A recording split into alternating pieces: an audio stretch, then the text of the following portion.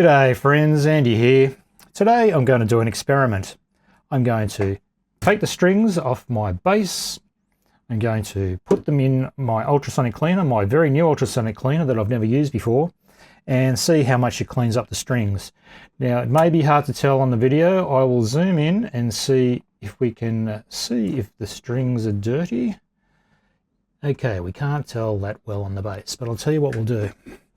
Somewhere near the 12th fret, on the 12th fret, we will mark them. We'll get our Sharpie and we'll see if the ultrasonic cleaner takes this off as well. Whoops, I've now marked the fretboard, great, but I'm going to clean that soon. So black for two of them. And maybe gold for one of them, if this gold still works.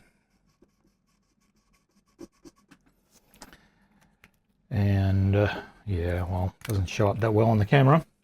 And silvery chrome, which doesn't show up on the camera that much. Black shows up pretty well. And I'll leave that to dry. Take the strings off, put them in there with some just some dish soap, and put them on, see how it works out. Here we are with our ultrasonic cleaner. Can't tip it on the side anymore because it's got 3 litres of water in it. So what I'm going to do, I'm going to squirt some of my concentrated dishwash liquid in it. I have no idea if that's enough or too much. I think you can do it without dishwashing liquid, so it's probably not so much as too little. Just helps. Here are our bass strings that we're going to drop in there, and I'm going to drop the cage on top so that the bass strings don't rise. Obviously can't show you the front now of the ultrasonic cleaner. A lot of YouTube videos about these particular ones anyway, if you'd like to get a bit more information.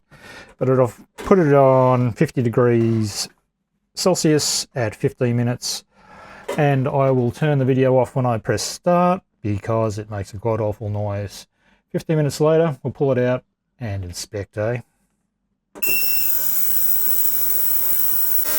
Almost ended cleaning in 3, 2, 1, and okay. Ooh. And I've got to tell you that is really loud. Water's still at 50 degrees Celsius, so kind of hot, hotter than a bath. So I didn't think of anything to pull all this out with. But I do have these handy, so I will grab the strings out. I will put the cage back in, the lid back on, so that I don't get water everywhere. Put a towel on top of there, put the strings there. I'll get them closer to the camera. Hopefully they can stay in focus. I got to tell you, those strings on visual inspection look very, very clean. Now let's see if we can find, I can already see 12th fret marking.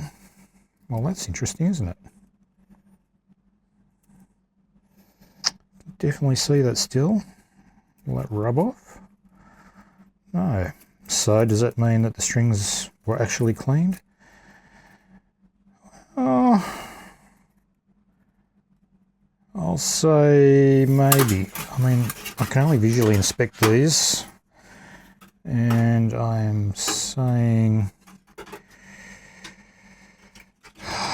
geez, there's the marking of a gold pen, which you hardly saw in the first place anyway.